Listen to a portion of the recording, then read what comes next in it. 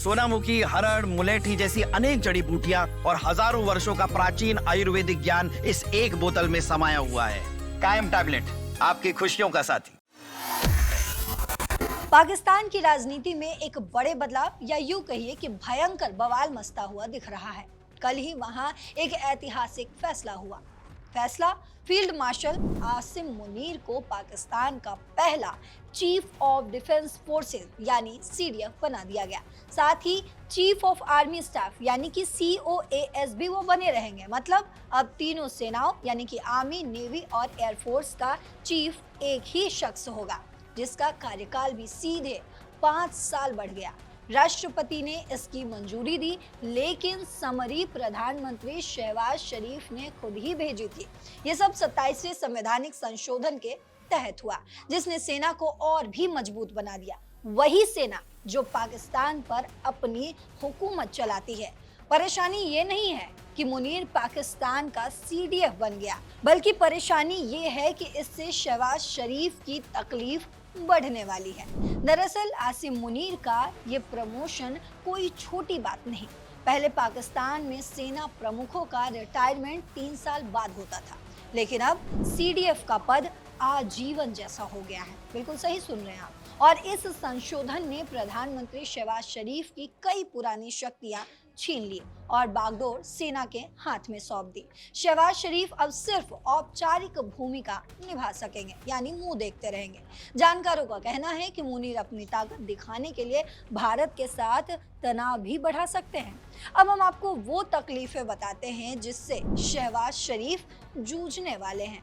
इस बदलाव से शहबाज शरीफ ने 5 अपनी बड़ी शक्तियां गंवा दी हैं। पहली, परमाणु हथियारों की कमान, यानी पहले नेशनल कमांड अथॉरिटी यानी कि एनसीए की अगुवाई प्रधानमंत्री खुद ही करते थे। अब नई संस्था यानी एनएससी बनी है, जिससे कमांडर की नियुक्ति सीडीएफ की सिफारिश पर होगी। मतलब एटमी बटन पर अब शरीफ की पकड़ खत्म हो जाएगी। वहीं दूसरी, 2 सुपर पावर पोस्ट यानी सीडीएफ और सीओएएस एक ही व्यक्ति के पास होगा। इससे सेना की सारी रणनीति, ऑपरेशन और नीतियां मुनीर ही कंट्रोल करेंगे, यानी प्रधानमंत्री का रोल बस नाम का रह जाएगा।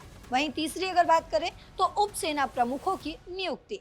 पहले ये प्रधानमंत्री की सलाह पर होते थे, लेकिन अब सीडीएफ अपनी टीम खुद चुनेगा। सरकार सिर्फ दस्तखत करेगी। चौथी, सामरिक फैसलों में दखल यानी एनएससी कमांडर की नियुक्ति, प्रमोशन या एक्सटेंशन सीडीएफ की सिफारिश पर होगा और इस पर कोई कोर्ट चैलेंज नहीं कर सकता। परमाणु रणनीति और मिसाइल तैनाती अब पूरी सेनाओं के हाथ में ही होगी। वहीं बात करें 5वीं शक्ति की, तो सेना का शीर्ष ढांचा, सीडीएफ की जिम्मेदारियां सरकार तय नहीं कर सकती। फील्ड मार्शल जैसे टॉप पद आजीवन होंगे, राष्ट्र नायक का दर्जा मिलेगा और राष्ट्रपति जैसी इम्यूनिटी होगी। प्रधानमंत्री इन्हें हटा या बदल भी नहीं सकते। ये तमाम बदलाव सेना को असीमित ताकत दे रहे हैं, जिसकी वजह से ये लगातार कहा जा रहा है कि पाकिस्तान में तानाशाही अपने चरम पर होगी। लेकिन अब बड़ी आशंका ये है कि शहबाज शरीफ और आसिम मुनीर के बीच